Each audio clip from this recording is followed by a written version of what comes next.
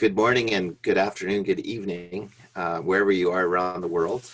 It is April 20th, 2020, and we're still in the midst of the COVID-19 situation. And we're pleased to have with us today, Manar and Zeina from Jordan. So we're slowly covering all the countries in the world, I think. So very, very blessed and pleased to have both of you join us today. And I'll turn over to Anika because she has the relationship. Anika. Thank you, Mark, and good morning to you. And welcome, Zeina and Manar. I'm so glad to see your faces sitting so far away here.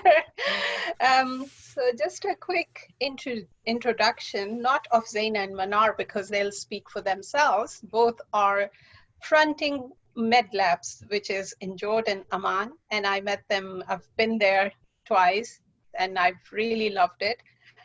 So Medlabs has about 57 labs around Jordan and Palestine as well. And these two powerhouses are fronting and taking it forward as well.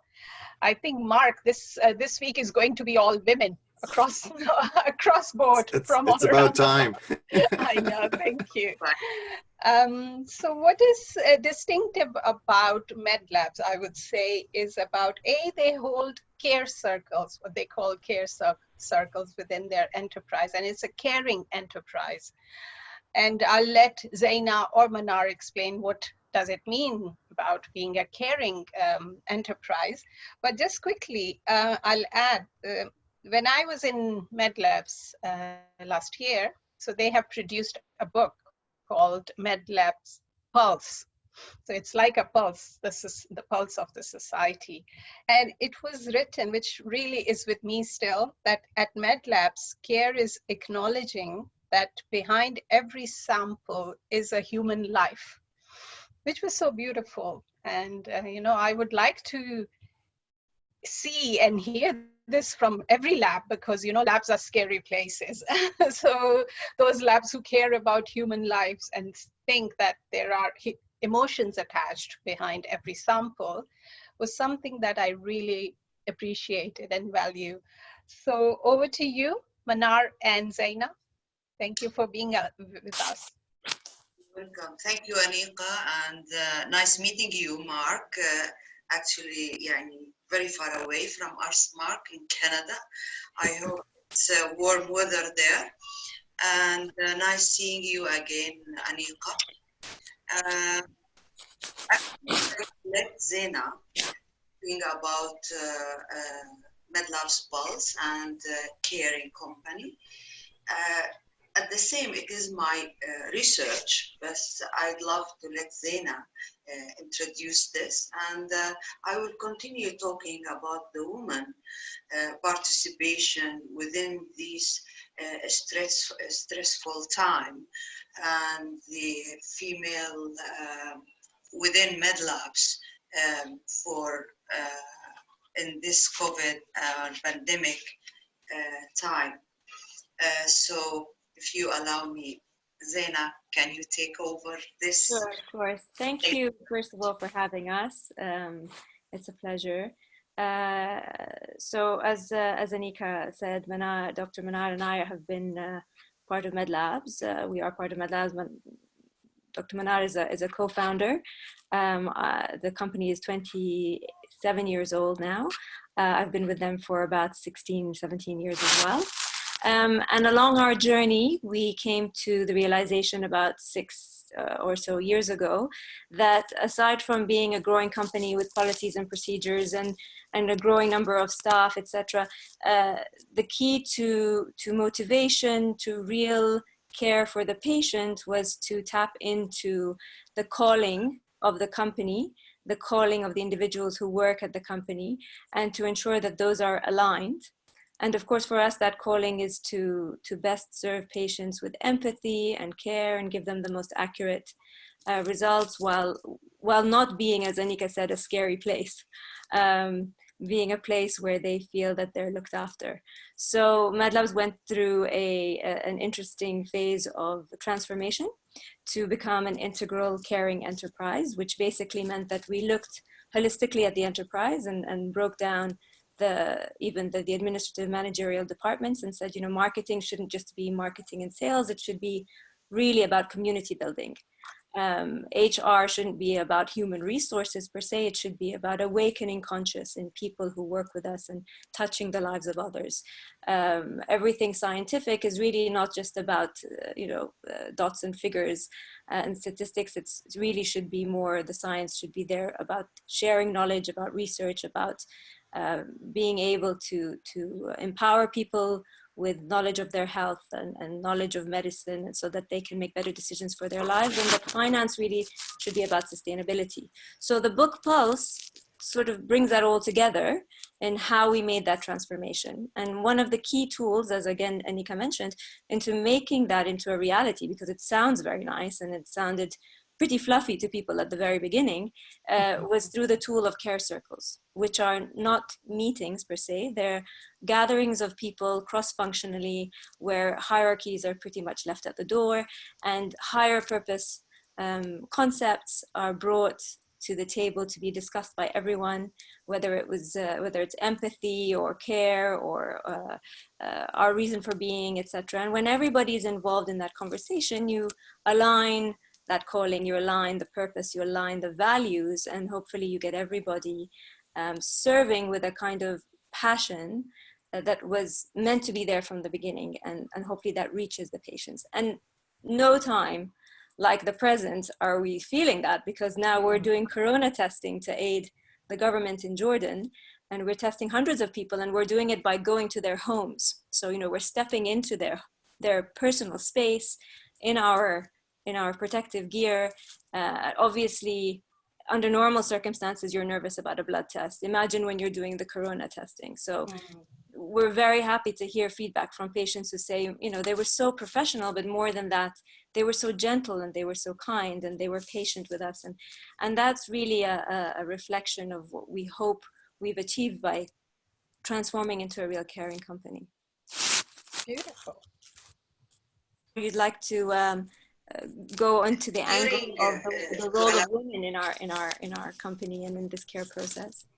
Certain times we are in because of the pandemic, and as you know, even the COVID-19, we have a lot of stressful information and painful information, and the lockdown we went through in Iraq, in Palestine, and especially in Jordan, because the majority of the network in Jordan, as we have in Jordan 46 laboratories all over the kingdom, and around 400 employees here. So the information, the chaotic information around them become, and the disconnecting, the disconnection between us and them, it makes us a little bit of mentally, and we have to take action with them. So because this anxiety and fear, we found out ourselves that we have to take steps to protect themselves and ourselves also, and our employee from these emotional another contagious, not also COVID, but also the fear and the stress are they going through.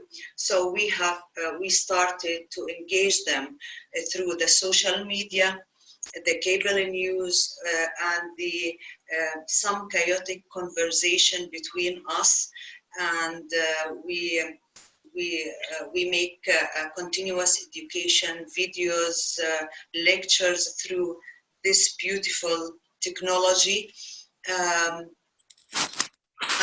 start doing some awareness about how you're spending your time within this lockdown.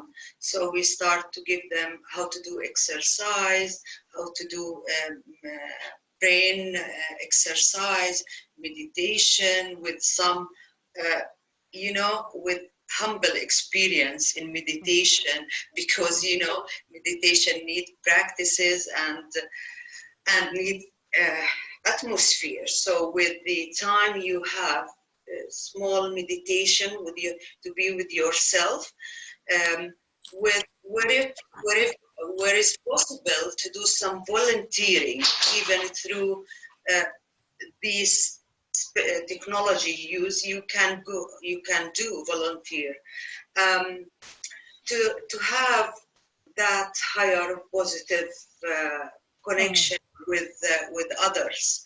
So, and to build that positivity, emotion. So you're saying your labs also incorporate the alternative healing methodology as well, like, you know, meditation, and you're encouraging them about their well-being as well, not just testing their samples. So you incorporate that as well. Yes. That's brilliant.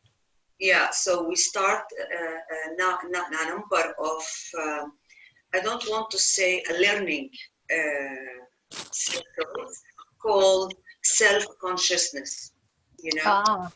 Okay, and it's not meditation, the meaning that you, as someone who knows the high conscious of meditation, but to be with yourself, you know. It is kind of meditation, to listen to something like that. So just to bring out the stress, and to bring in a positive soul, a positive spirit, to continue that lockdown, and to understand, to benefit from that period, to awaken yourself, to have a conscious, more conscious to yourself before others. And we start with emotional intelligence with others, and so on. It is something related to them more. It is the contribution we found out with women is more smartly, intelligently, and more committed to these. And so would you say the other labs do that as well, or is just Medlabs doing this? No, just Medlabs. Right. Especially the continuous learning, different learning. So you're educating the society as well on their well-being, apart from just taking samples for testing. We do. I think from Dr. Manar is very active on the internal meditation and awakening, and communicating internally with our teams. My team is also working on the external, so we do all the social media of the company, the communication, the public relations, etc. And all our platforms have been focused on delivering very responsible, accurate medical information, preventive medicine, etc. But also in line with what Manar is saying, hitting on something a little bit higher, sort of how to make the best of the situation, how to reflect, how to use this time to look inwards, and to have a more, I mean, we generally talk about holistic well-being. That, you know, we understand very consciously, and we work with, whether it's nutritionists or mental health or movement or others, that health and well-being isn't just about, is my cholesterol level good? It's about an overall approach to well-being, from nutrition, from movement, from emotional wellness, from self-awareness, etc. And we're one part of that 360 approach. So we still talk about those, and now more than ever. So this is very exciting. It actually ties in with our previous guest, who I work a lot with First Nations in Canada, and they teach that the person is mental, physical, spiritual, emotional. well-being in the shape of a circle in the medicine wheel. And so what you're doing is very exciting as an application of this concept of the human being. And what I'm encouraged by is you're not only helping to strengthen our physical immune system, but our spiritual immune system too. And that's very exciting. So I'm very pleased. It's a nice addition to Maureen Brown, who spoke to us last time from Manitoba. She's First Nation, and she's taught me about the circle, the medicine wheel concept. So I think this is very indigenous to all of us. Can you talk about how and you mentioned consciousness, which I'm very intrigued with as well, and of course well-being is my field in economics. What are you experiencing in terms of people's, because I do believe one of the worst contributors possibly to death is literally fear, is actually dying from fright, dying from isolation. We see that in, I think, our senior population and care homes. How are you, I mean, with your team, you're helping to strengthen their spiritual immune system, their soul, if you like, and solidarity in Anika's words. How are you engaging those in the community in terms of the same, say, spiritual well-being? Yeah. Let me elaborate in one thing, how you connect the immune system with the spiritual system. Mm-hmm. I want to say it's a spiritual system, not the spirit system. Mm-hmm.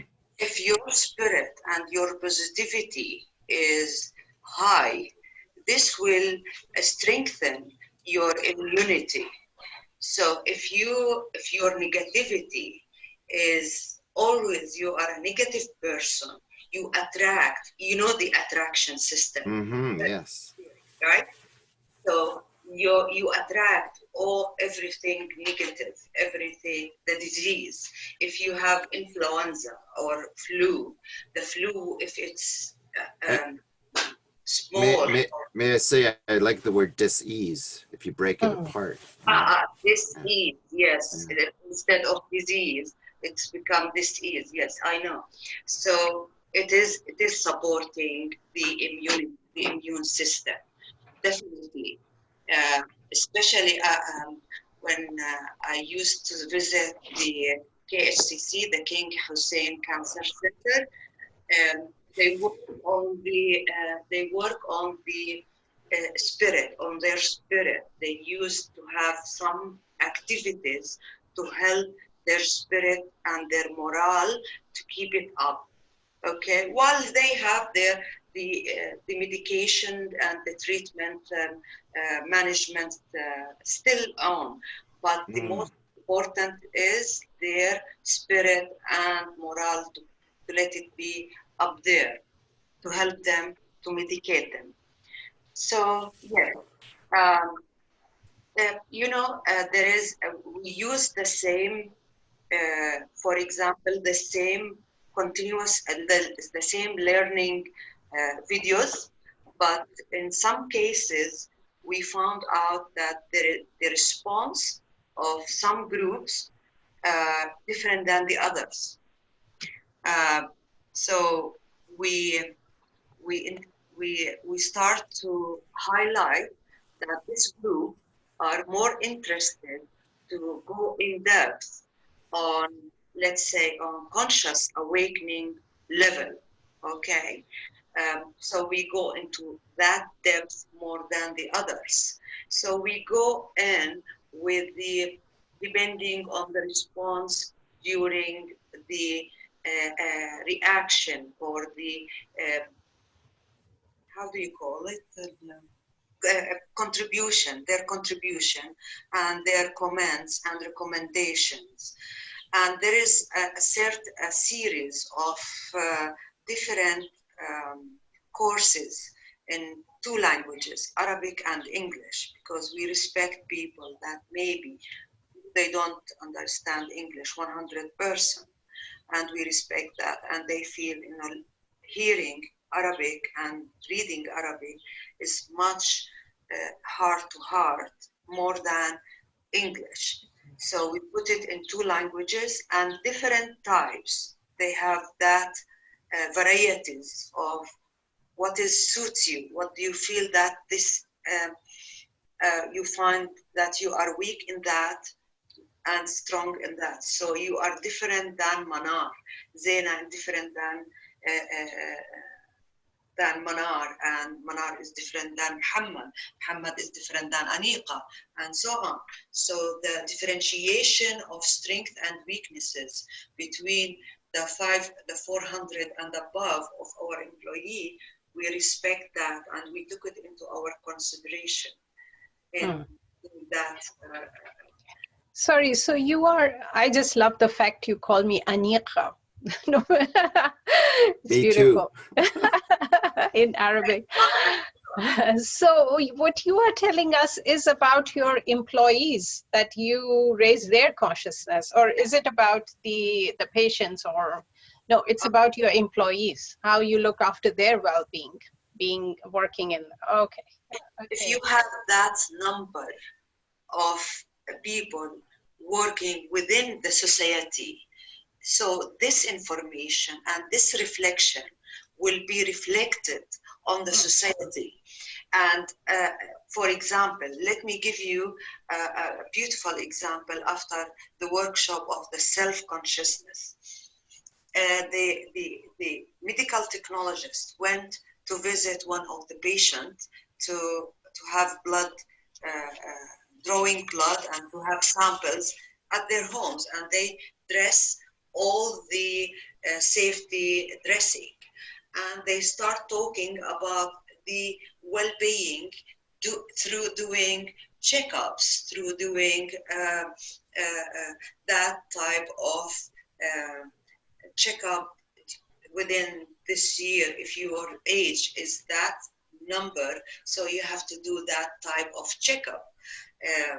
So they start doing that well-being, and at the same, it's different than you know, please, we do this checkup, this number of money. No.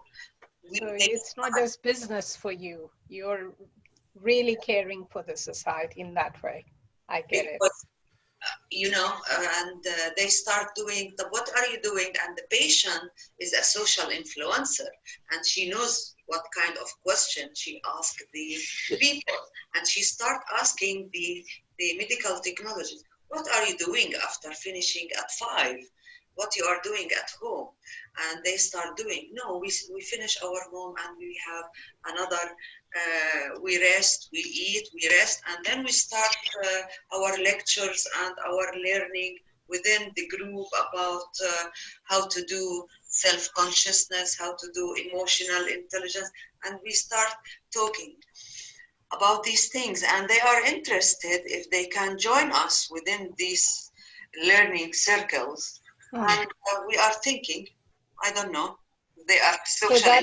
So that's your people, your clients, your customers. You're going to have circles with them as well, right? They ask if they can join us. Ah, I see. Okay, good. Dr. Manar, I'm of course, Anika, she can tell I'm biting my tongue because this is what some of the work I've been working on as an economist. Economists love objective statistics, just like doctors do, I think, when they do diagnostics. And I've come to this place that, you know, perception is reality. How we feel our emotions need to be also recognized in your annual checkup with your doctor. So I've been working on a diagnostic, a self-assessment tool. I call it Soul Print, for lack of a better word, or a well-being survey. But it asks you 36 questions about how you feel. How you feel in your soul. Do you feel peace in your soul? Do you wake up in the morning, you feel love for yourself?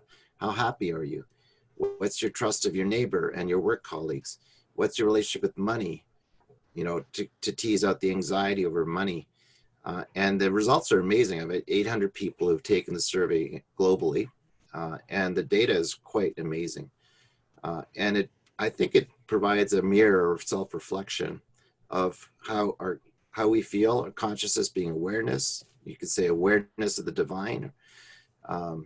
So I'm very excited what you're saying is because I've been waiting for others in the medical profession to say, you know, the subjective well-being is of equal importance to the objective diagnostics, the blood tests, the blood pressure, because if Dr. Bruce Lipton, who I'm sure you know Dr. Bruce Lipton from the US, the epigeneticist, who's saying, you know, it's the biology of belief.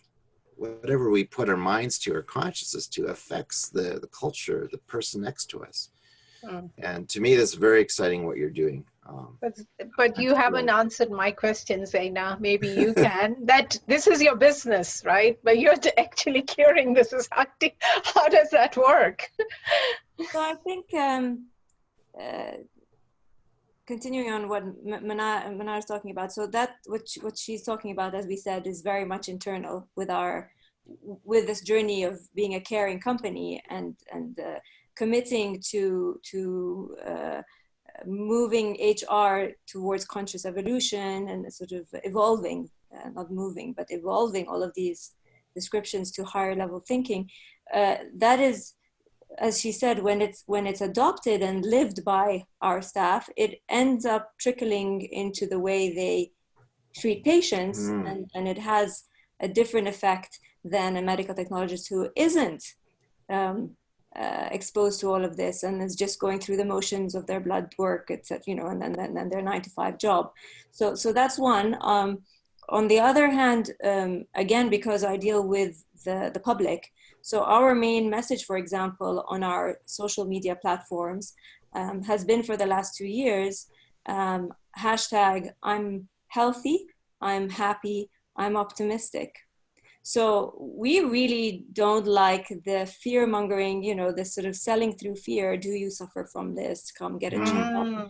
We don't believe in that. We want to raise the consciousness to a more positive level, as Manar was saying. When you think positively, when you're optimistic about your health, when you have a better understanding and awareness that you're more than just the numbers on the sheet of the results of your lab tests, then that actually boosts your immunity. And there are plenty of studies that show a direct correlation, as I'm sure you're well aware, between the emotional well-being and your immune system. So we like to go there, that it's not just, you know, we offer blood tests and that's the end of the story and you should worry, you're over 40 and your cholesterol could, you know, maybe you have diabetes. This is not what we're about. And so when we're practicing all of this more conscious, more humane, more empathetic role internally, we're also reflecting that externally with the community. And one example, for instance, is this book that we were part of recently called, it's a series of books, they're called Empowering Through. So empowering women through cooking. There was an empowering women through painting. There's an empowering youth through writing. And Medlabs played a large role in this book that's just come out. We were supposed to have a grand launch, but of course we couldn't with the lockdown, called Empowering Women Through Healthy Living. And the idea was thought up between us and the team from Empowering Through, which is a separate entity, about promoting stories of women who have been through a lot, and in this case we focused on women, and have found a solution by balancing mind, body, and spirit.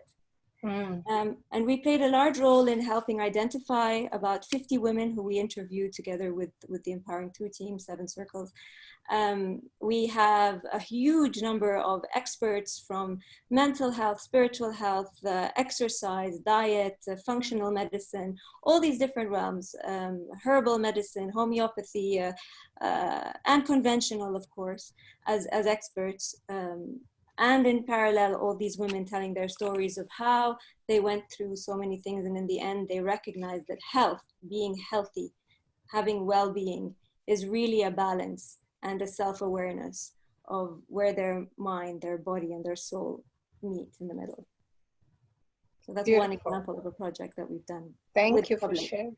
Yeah, thank you for sharing. I hope all the labs would adopt this philosophy. Yeah, Mark, anything you would like to ask? I have a selfish question, because you mentioned King Hussein, and it sounds like you started Medlabs in 1993. Yeah. Is that true? Yes. I have an interesting story, because one of my most influential people in my life was a woman from Jerusalem, and she was a personal friend of the king. And she started the Benevolent Art Society of Jerusalem with King Hussein in 1967. Wow. And she would go to Amman regularly. So and I was in Jerusalem in 1992, and I met Farida. And of course, she was all about consciousness. She was all about prayer and the practicality of spiritual work. And so it's an interesting connection. Mhm. So how are people dealing with COVID-19 in Jordan or Palestine, Manar or Zeina? Just to comment on Mark, and that's why people admire women, because of their sympathetic and Exactly. thoughts, with their consideration given to nourishing the social and economical well-being of others. This is why dealing with in this situation in Jordan and Palestine, very not shocking as always and as the usual. The woman is leader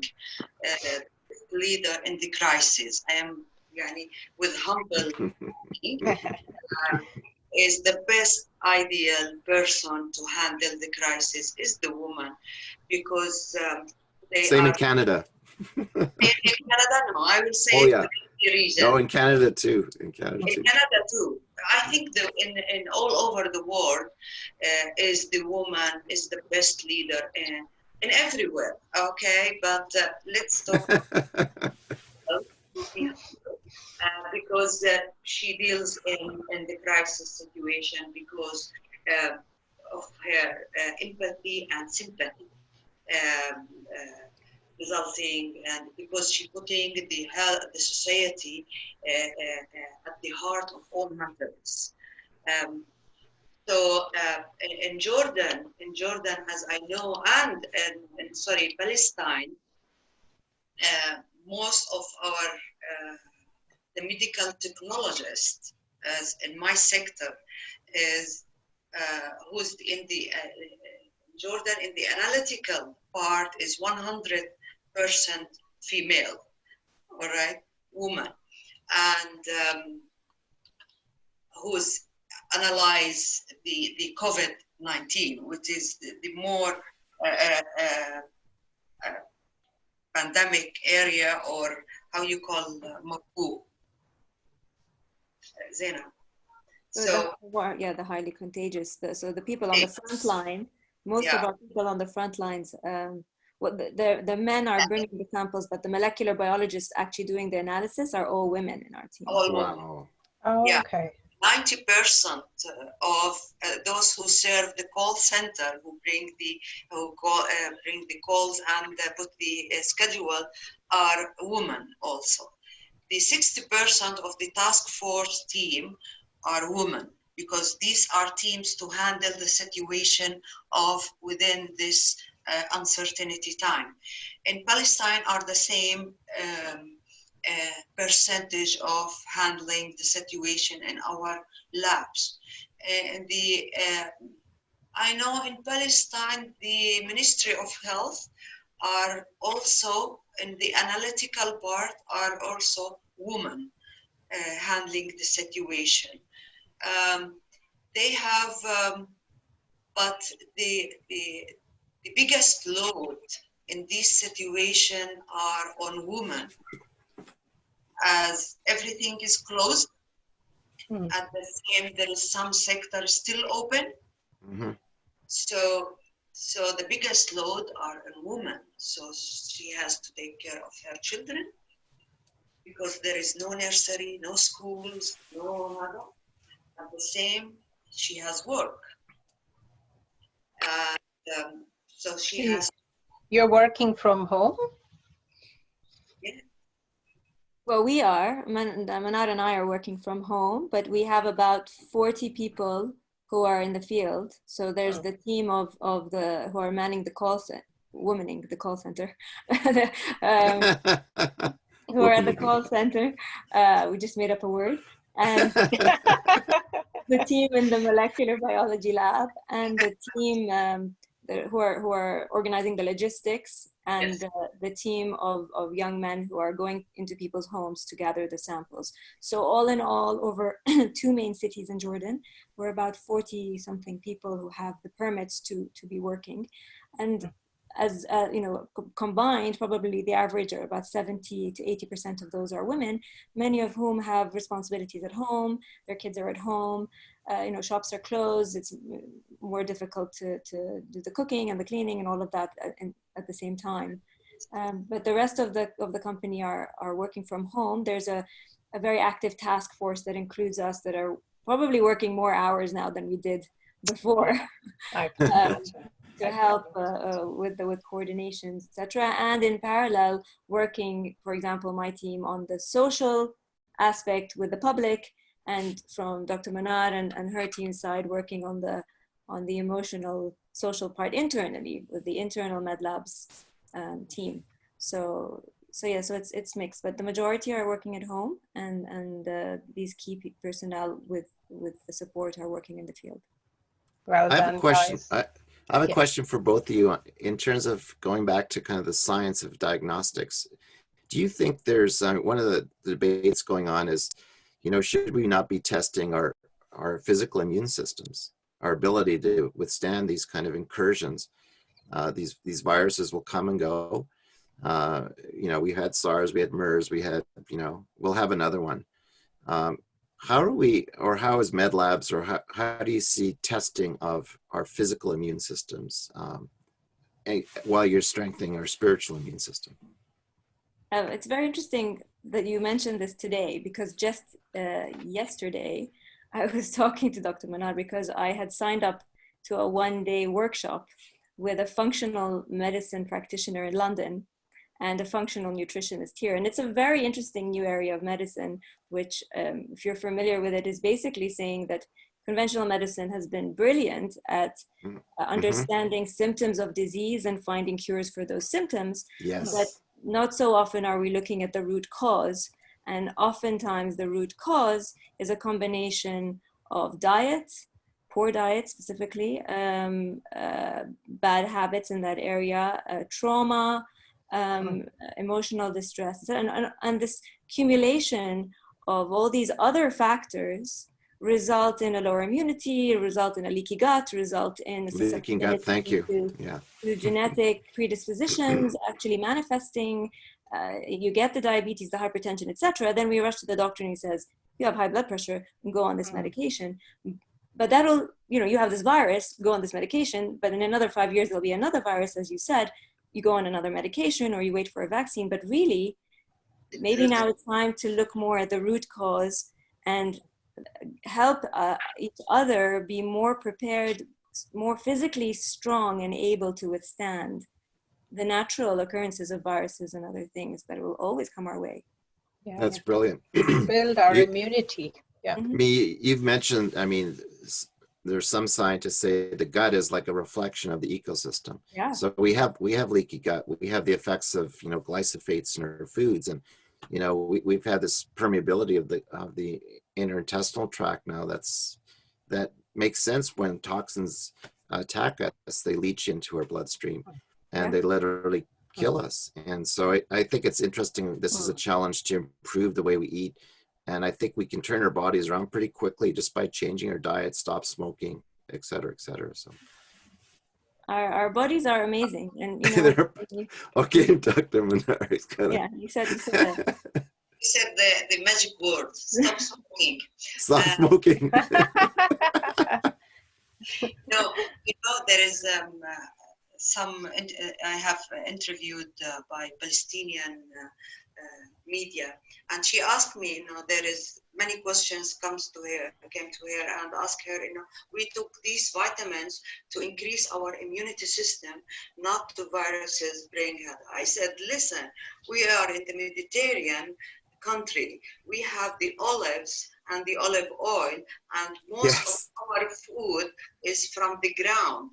So go back to your grounds, to the food from the ground, and eat well, and your immunity will be great. So don't. You know what? I brought this. I brought this time from Jordan, Aman, Zeina, I brought 2 packets, and seriously, it has cured my indigestion because I make herbal tea with it rather than just putting it in food. And I was drinking that, and it has actually my, heartburn and indigestion went with it. I was like, wow. You mean zatar? How do you Za'atar, spell Yeah. zatar? Yeah. Yeah, I love zatar. zatar. Yeah, but That's- thyme is the main herb in there, right? Yes. Thyme. Yes. Mm. So go back to your grounds, be grounded, and nothing will happen to you. This is, and what Zeina is saying is very true. Our type of medication now within the physician, they don't go to the root cause. They always give you the shortcuts. Go take that medication will lower your cholesterol, will lower your They want to stay you unhealthy and ill. So this is business for them. Right. I'm going to have That's why another chip sandwich today, I think. It's a British Okay, term. Thank you, ladies. This was Thank you so much. great. Thank Yeah, you it for was having us. awesome. And keep doing the great work. Yeah. We're here for your support. If nothing else, moral support. Thank you. God bless. Okay. Thank you. Mark. Pleasure